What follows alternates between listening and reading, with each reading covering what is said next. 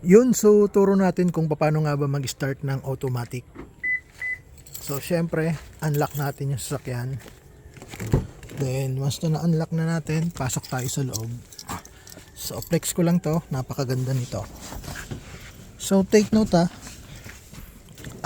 kapag i-start natin yung sasakyan ng automatic, aapakan lang natin yung brake.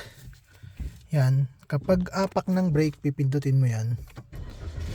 So pagdating naman dito sa panel, nakikita nyo yung nawala agad.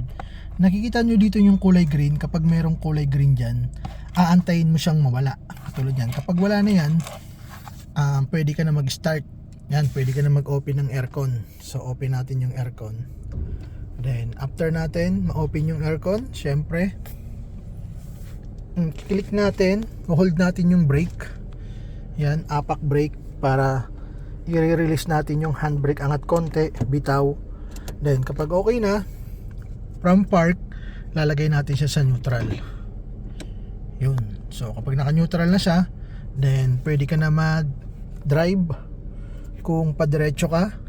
Then R naman kapag patras ka. So ganun lang yung basic. Yan, katulad yan. Kapag ganyan umiilaw yan patay, hindi ibig sabihin hindi pa tayo nakapag seatbelt. So kapag sinitbelt natin yan, dapat yan.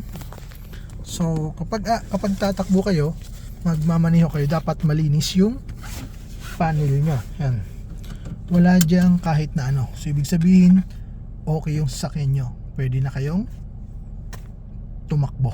So yun lang.